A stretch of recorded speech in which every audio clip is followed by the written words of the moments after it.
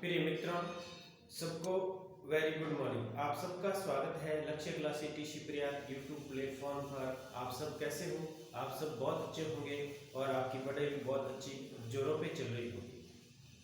प्रिय मित्रों, अर्धवार्षिक परीक्षा को ध्यान में देखते हुए क्लास 10 का चैप्टर नंबर फर्स्ट अपन रिवीजन कर रहे हैं, जिसका नाम है वास्तविक संख्या, रियल नंबर। और मुझे पूर्ण विश्वास ही नहीं, पूर्ण आशा है कि आपकी पढ़ाई बहुत अच्छी तरह से चल रही होगी। और आज अपन करेंगे वास्तविक संख्या, रियल नंबर के बारे में। सबसे पहले अपन परमेय संख्या की परिभाषा जानते हैं।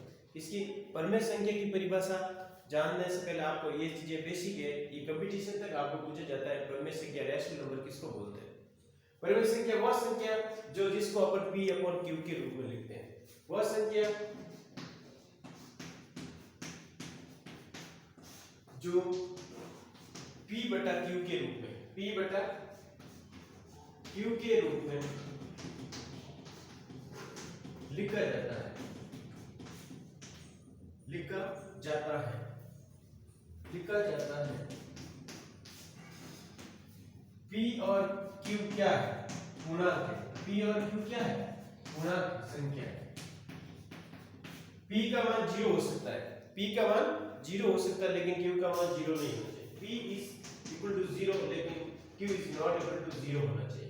ये बात आप अच्छी तरह से ध्यान रखोगे। और इसको बट्टों में जो भी अपन एग्जांपल दे सकते हैं, इसके एग्जांपल क्या हो सकते हैं कि जैसे 0/1 हो सकता है, और 0/-2 हो सकता है, 1/2 हो सकता है, 3/4 हो सकता है। ठीक है, ये आपके एग्जांपल क्या है? एग्जांपल। तो प्रिय मित्रों, P वह संख्या जो P बटा Q के रूप में लिख सकते हैं, उसको अपन परमेय संख्या बोलते हैं। P और Q इसमें पूर्णांक संख्या है, और P का मान 0 हो सकता है, Q का मान नॉट इक्वल टू 0 होता है, तो अपन 0/1 लिख सकते हैं, 0/-2 लिख सकते हैं, और 1/2, 3/4 ऐसे अपने एग्जाम के द्वारा इसको समझ सकते हैं। प्रिय मित्रों, परमेय संख्या आपको कंपटीशन तक क्वेश्चन पूछे जाते हैं इसके, तो ये परिभाषा आपको कंपटीशन आगे तक याद रखनी है।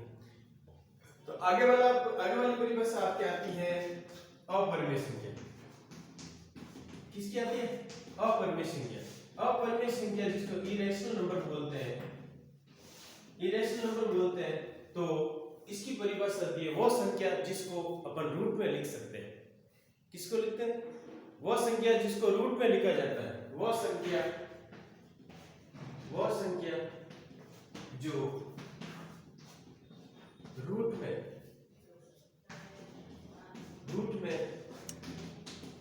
लिखी जाती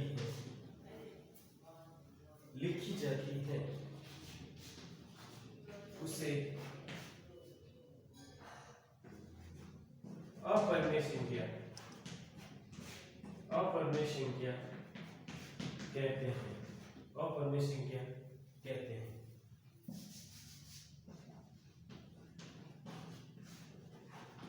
ये प्रिय मित्रों आप अच्छी तरह से ध्यान रखना है।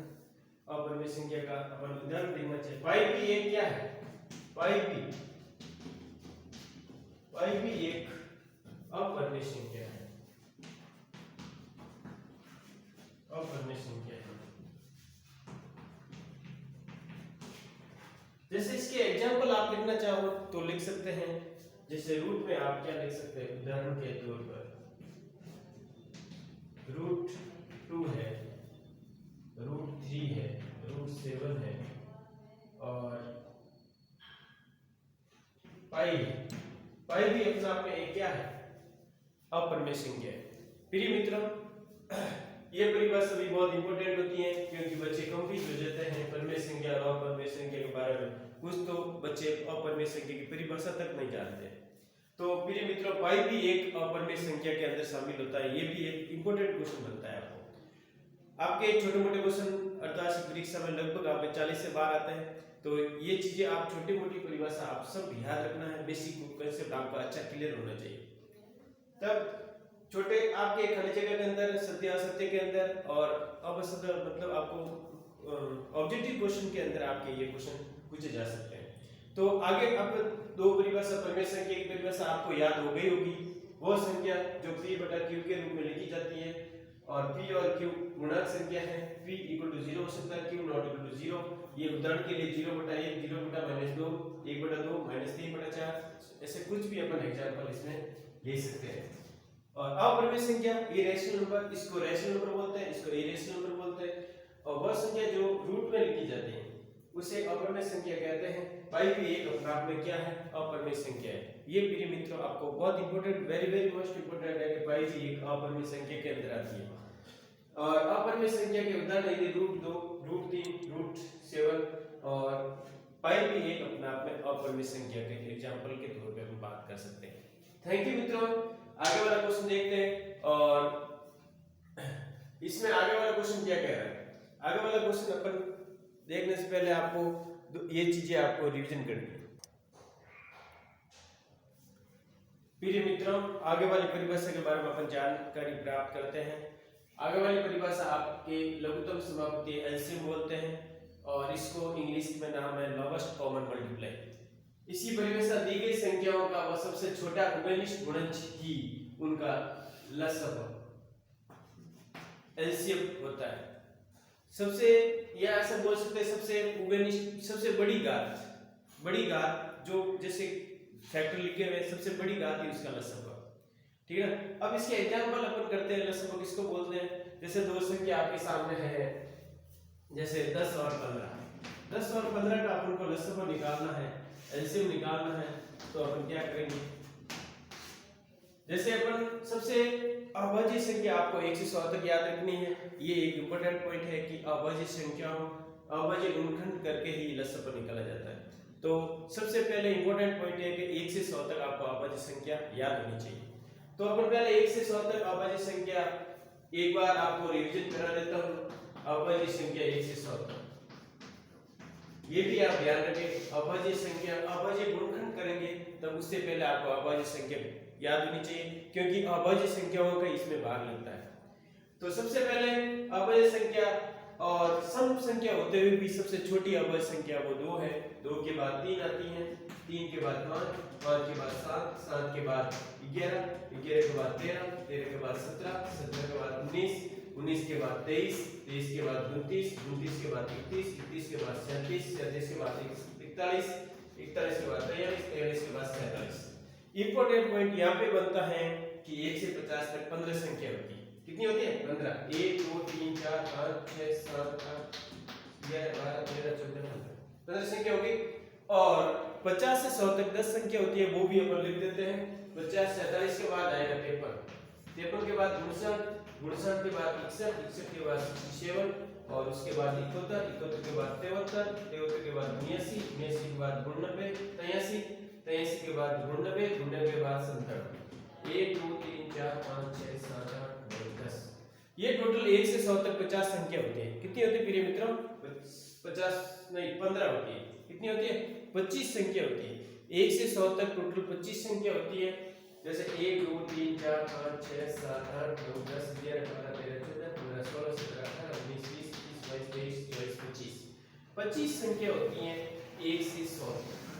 कितनी होती है? 1 से 100 तक कितनी होती है? 25 संख्या होती है। ये भी ध्यान रखें। ये अभाज्य संख्या आपको अभाज्य गुणनखंड करते वक्त अभाज्य संख्याओं को ही भाग लगता है। अभाज्य संख्याओं का ही भाग लगता है। तो इससे पहले अपन ये लसागु का एग्जांपल करते हैं। तो इसमें सबसे पहले यदि 2 का भाग जाता है तो 2 का भाग देना है। 2 का भाग दिया तो 10 में जा रहा है 5 बार, 15 में नहीं जा रहा तो 15 पर ऐसे होता है।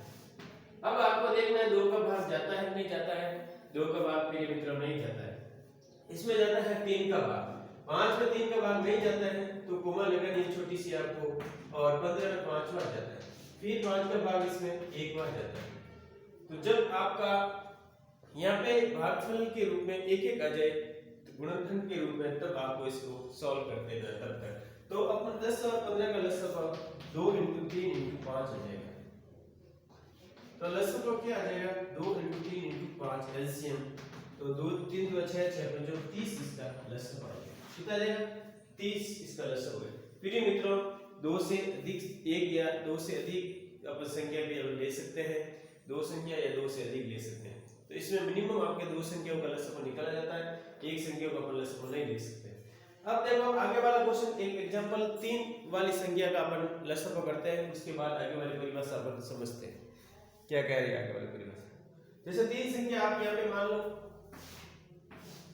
जैसे 6 है, 10 है और 20 है। अब इस 3 संख्या को आपको लसप निकालना है, तो सबसे पहले क्या करेंगे अपन, 2 का भाग देंगे। इसमें 3 बार जा रहा है, इसमें 5 बार जा रहा है, इसमें 10 बार जा रहा है। फिर 2 का जा रहा है, नहीं जा रहा, जा रहा है, इसमें नहीं जा रहा, इसमें भी नहीं जा रहा, इसमें भी नहीं जा रहा, इसमें जा रहा है 5 बार। और अब 3 का जा रहा है, इसमें 1 बार, इसमें 5, इसमें 5, फिर 5 का, इसमें 1, इसमें 1 और इसमें 1, एक आ गया। तो अपना ये अभाज्य गुणनखंड लसप पूरा हो गया है। 1 तक जा, तब तक 1 आए तब तक करना, ठीक है। 2 2 4, अब लसप 2 2 4, 4 3 12, 12 5 7, तो इसका आंसर आपके 60 आ जाएगा। इससे क्या आ जाएगा, 60। तो आपको अच्छी तरह से ये क्वेश्चन करना है, मैंने थोड़ा स्पीड से बताया था, आप वापस देख लीजिए। 2 का भाग 6 के अंदर 3 बार गया, 2 का भाग 10 के अंदर 5 बार गया, 2 का भाग 10 के अंदर 20 के अंदर 10 बार गया, ठीक है। अब 2 का भाग और जा रहा है इसमें, 2 का भाग इसमें नहीं जा रहा, 10 से संख्या उतरेंगे, 2 का भाग इसमें नहीं जा रहा, 10 से उतरेंगे, फिर इसमें जा रहा है तो 5 बार उतरेंगे, फिर जा रहा है 3 का इसमें 1 बार, 3 का इसमें नहीं जा रहा, 10 से उतरेंगे, 5 का इसमें 1 बार। अब 2 2 4, 4 3 12, 8 5 60। इसी प्रकार अपन इसको ऐसे क्वेश्चन को हल कर सकते हैं। आगे वाले वीडियो में और देखेंगे। थैंक यू मित्रों, ओके, ऑल द बेस्ट। आगे और अपन हल करें। Thank you.